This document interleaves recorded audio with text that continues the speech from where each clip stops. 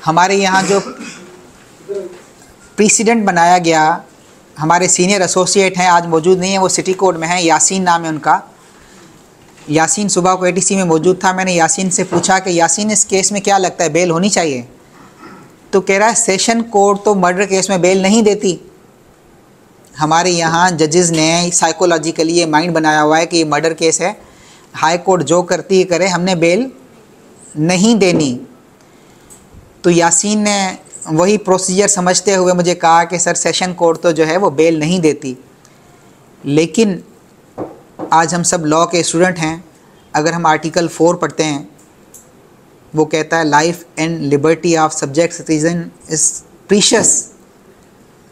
मेरे नॉमिनेशन इन एफआईआर, अब ये नहीं है कि किसी को एफआईआर में फ़िट कर दिया गया किसी केस में तो आप उसको इनडेफिनेट पीरियड के लिए जेल भेज दें।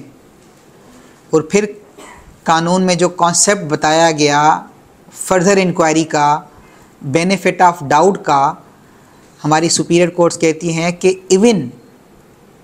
Even slightest doubt had been created in the prudent mind, then benefit of that doubt always had been given to accused, not as a matter of mercy but as a matter of right.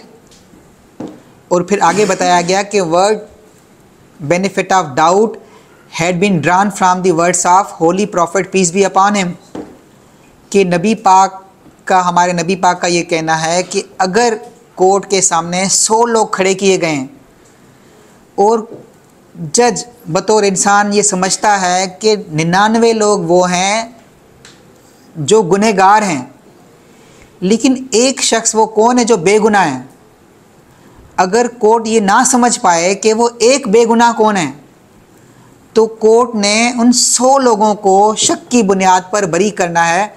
हमारा criminal justice system यही सिखाता है कि कोई बेगुनाह शख्स, उसके साथ कोई नाइंसाफ़ी ना हो, चाहे गुनहगार को शक की बुनियाद पर कोर्ट छोड़ दे। फिर अल्लाह का भी तो निज़ाम है। फिर जिस केस ला की ज़िक्र की गई सकलिंग बेबी का, देखें ये एक बहुत बड़ा वक़्वा नबी पाक के दौर का था जिसमें एक औरत को सज़ा आ चुकी थी, लेकिन उसकी सज़ा, वो औरत प्रेग्नेंट थी, प्रेग्नेंट के बाद भी 2 साल तक, क्योंकि हमारे यहाँ बताया गया है कि 2 साल तक बच्चे ने माँ का दूध पीना है, तो 2 साल तक, डिलीवरी के बाद 2 साल तक उसकी सज़ा को सस्पेंड किया गया। लेकिन यहाँ उसका 1 मंथ का बेबी है और कोई सिंगल एविडेंस नहीं है उस लड़की की अपनी स्टेटमेंट। हाँ, यही statement IO of the case की ये जिम्मेदारी थी कि उसका 164 रिकॉर्ड कराता। जब 164 बिफोर मजिस्ट्रेट वो एडमिट करती तो फिर इसकी वैल्यू कोई और थी। और फिर कानून ये कहता है कि अगर कन्फेशनल स्टेटमेंट आप बिफोर मजिस्ट्रेट भी देते हैं, तब भी ये आईओ ऑफ द केस की जिम्मेदारी है कि उसके बाद भी कोई कॉर्पोरेटिव एविडेंस होना चाहिए।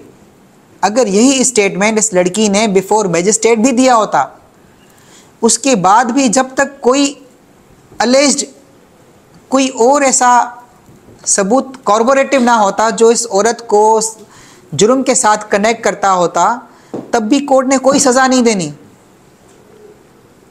और जिस तरह से हमारे काबिल दोस्त ने बताया 497 सब सेक्शन 1 प्रोविजो 1 में, वहाँ ये क्लियरली बताया गया है कि कोई बूढ़ा, बीमार, बच्चा और औरत के लिए लीनियंसी है। हमारे काबिल दोस्त प्रोसिक्यूशन साइड से जिन्होंने कहा सब सेक्शन 3 की बात की, sub section 3 is totally irrelevant in this story, because वो तो ये बताता है कि जहाँ स्टेचुरी डिले हो, अब ये कत्ल का केस था, स्टेचुरी डिले ये बताता है कि जहाँ जिन केसेस में लाइफ इम्प्रिजमेंट हो या 10 साल से ज़्यादा की सज़ा हो, वहाँ अगर कोर्ट की तरफ से कोई डिले हो ट्रायल को कंक्लूड करने में, 2 साल तक अगर कोर्ट ट्रायल कंक्लूड ना कर पाए तो कोर्ट ने प्रोविजो 3 में बेल देनी है। लेकिन आज ये केस प्रोविजो 3 का है भी नहीं। और फिर जिस तरह से प्रोसिक्यूशन ने आज बताया कि चालान अब तक नहीं आया, आर्टिकल 10 है, हमें फेयर ट्रायल की बात बताता है। फेयर ट्रायल का मतलब ये के कानून में 173 अगर हम रीड करते हैं तो वहाँ 14 से 3 दिन मिला के 17 दिन का टाइम दिया गया।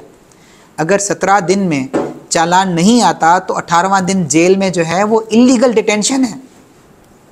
हमारे यहाँ लॉज में अमेंडमेंट नहीं की जाती, लेकिन हमारा पड़ोसी मुल्क अगर हम इंडिया की बात करें तो इंडिया ने अब 497 जिस तरह से हमारे यहाँ है, वहाँ उनका जो प्रोसीजर कोड है वहाँ उन्होंने अमेंड किया है, इसको नाम दिया है डिफेक्टिव बेल का, कि चाहे कत्ल का केस भी क्यों ना हो, अगर जो टाइम चालान का बताया गया चालान उस टाइम में नहीं आता तो उसका 15वां दिन इलीगल डिटेंशन है।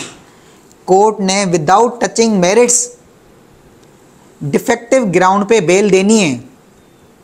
And I really appreciate all of the participant in हमारे जो दोस्तों ने यहाँ केस को प्लीड किया। हमारे यहाँ आज जिस वकील को 10 साल फील्ड में हो ना, उसको आप फाइल पकड़ाएं, बोलें कल हेयरिंग करनी है मर्डर केस की, हम आपको 3 लाख रुपए फीस देते हैं, तो वो 10 बार सोचेगा क्या कि कल किस तरह से इसको एडजॉर्न कराऊं,